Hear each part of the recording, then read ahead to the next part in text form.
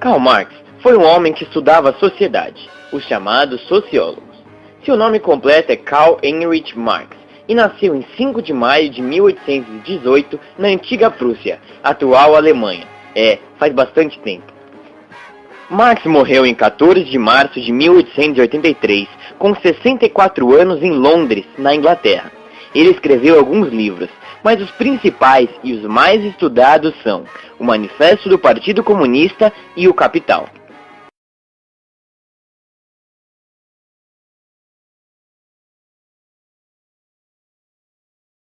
Tinha um parceiro de trabalho chamado Friedrich Engels, o qual ajudou a fundar o socialismo científico ou marxismo para os íntimos.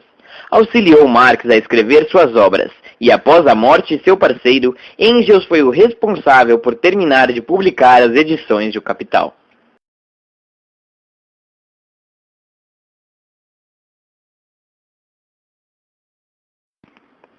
Olá, sou Marx, mas pode me chamar de Karl, se você quiser, é claro. Hoje iremos aprender um pouco mais como o capitalismo funciona. O capitalismo começou na passagem da Idade Média para a Idade Moderna, e hoje é o sistema predominante no mundo. O capitalismo se baseia na teoria da acumulação de capital, ou seja, quanto mais se tem, mais se pode e quer ter. Além disso, se baseia na exploração não só do trabalhador, mas essencialmente do trabalho.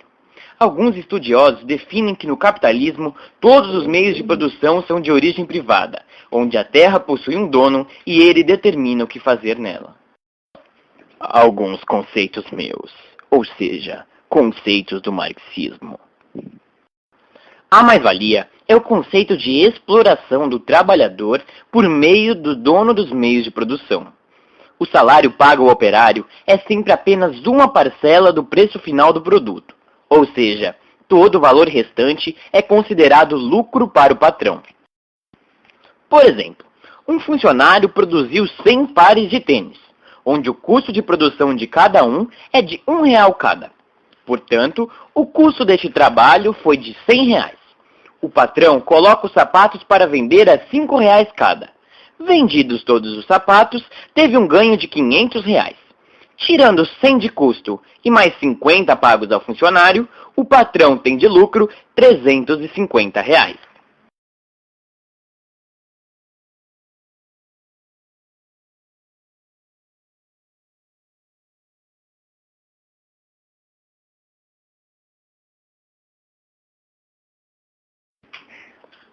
Antes das revoluções industriais, o trabalho era manual e o artesão controlava todo o processo de produção.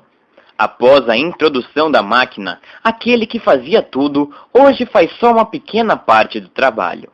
Estando reduzido a somente uma parcela da produção, o operário não tem a necessidade de compreender ao que está ajudando a produzir. Por fim, o trabalhador se encontra alienado a somente uma etapa do processo. Podemos pegar como exemplo a produção do violão.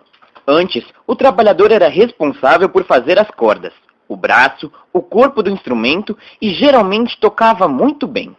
Hoje, um operário é responsável pelas cordas, outro pelo corpo, outro pelo braço, e no fim, ninguém conhece o produto final e nem sabe tocar o violão.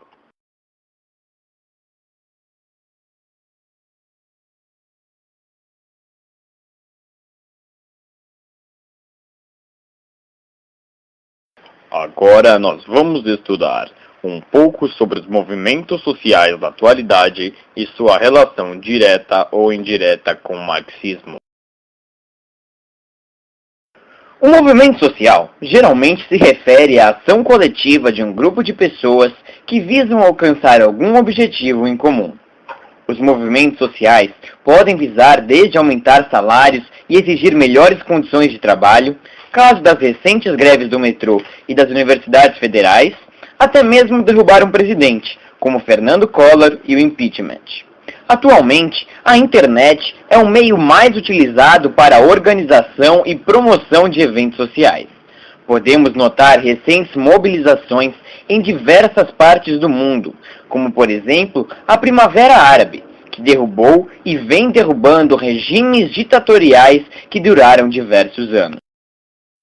Já no Brasil, os movimentos sociais possuem grande enfoque no marxismo.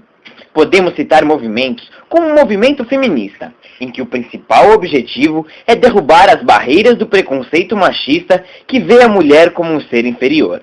Além disso, a causa luta para que se atinja os direitos iguais e a proteção legal às mulheres.